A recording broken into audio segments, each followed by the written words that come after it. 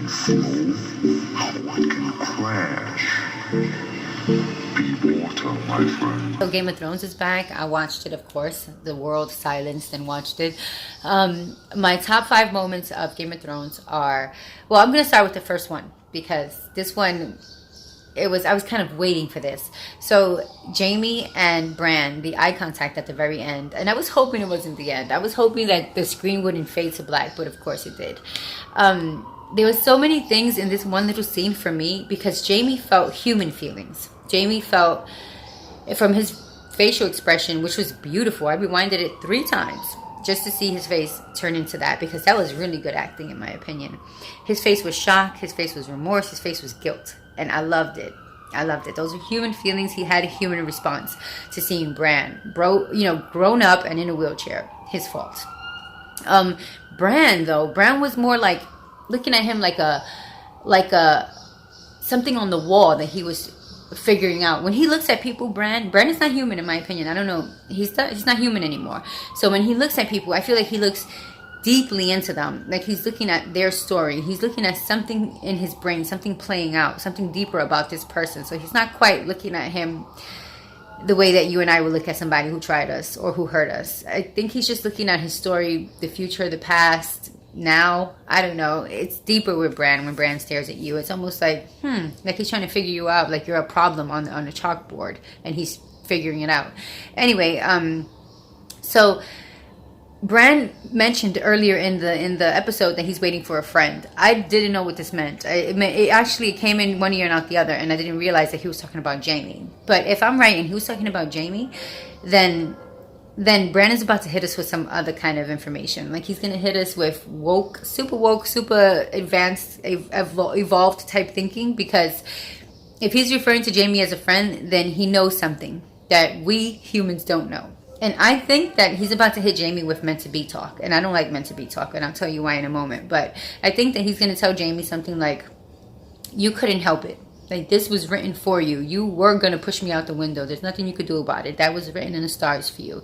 And if he hits Jaime with meant to be talk, then it almost frees Jaime of responsibility, which is my problem with meant to be.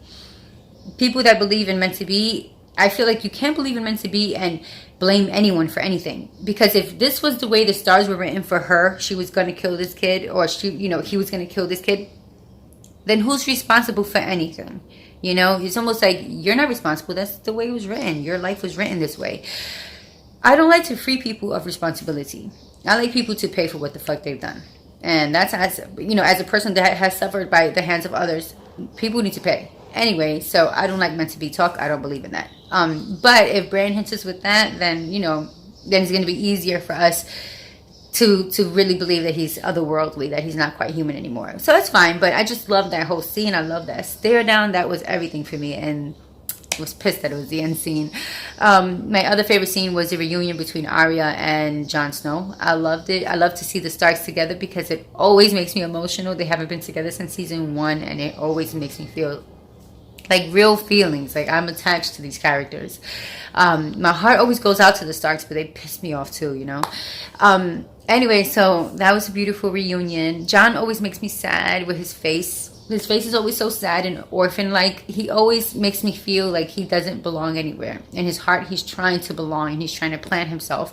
But he feels like an orphan, like he doesn't have a deep root anywhere. And that makes me feel sad. I can relate to that, so it makes me feel really sad.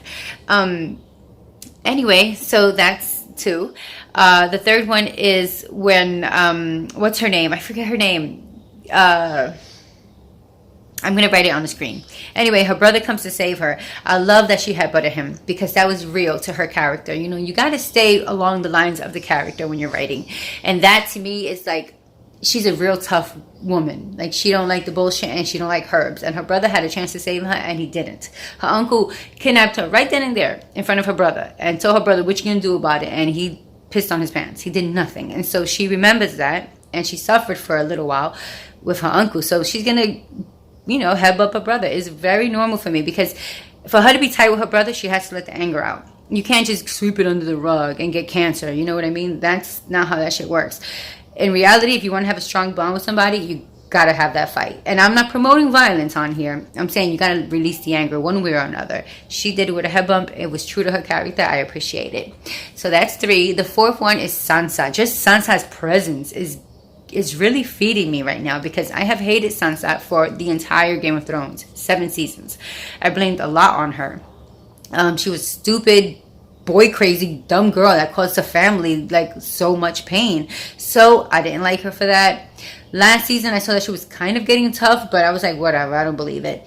Now I see that she's showing that this might be the new Sansa, the Sansa that was born of pain and struggle and abuse. She suffered a lot.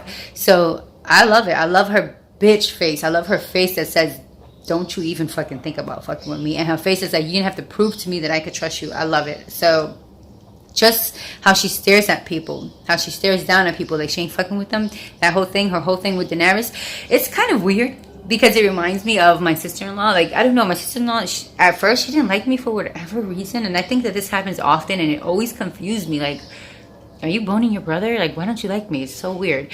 But you know, Sansa, of course, is a whole different story. She has reason not to trust Daenerys. She has reason not to trust anybody. You know, she suffered a lot. So I just love her presence. And her presence to me is a moment. So these are my top 5 moments. 5 is Jon Snow climbing on the dragon. It gave me chills because he's a Targaryen. So I just wonder if he's like Daenerys, like Khaleesi. Can he stand fire? Can he walk through the fire? Can he control the dragons eventually? Like, I just wonder how powerful he really is, and it makes me so emotional. If he ever walks through fire, I don't know what I'm gonna do. I'm gonna lose it. I think I'm gonna cry, because he's so special and he feels so low. You know, he has this sadness always in his face, but the truth is that he's incredibly special, and I don't know, it just means so much to me, and it makes me emotional. So when he climbed on the dragons, I just realized this setting is huge, because he's a Targaryen, so he probably has the same powers or the same capabilities that Daenerys has. Anyway, those are my top 5 moments. Thank you for watching. This is done bright and early, messy here. So these are my top 5 moments. Thank you very much for watching. Share your top 5 moments. If you're a Game of Thrones fan, please let me know. I'd love to talk with you all about Game of Thrones. Thank you again for watching. I'll talk to you soon.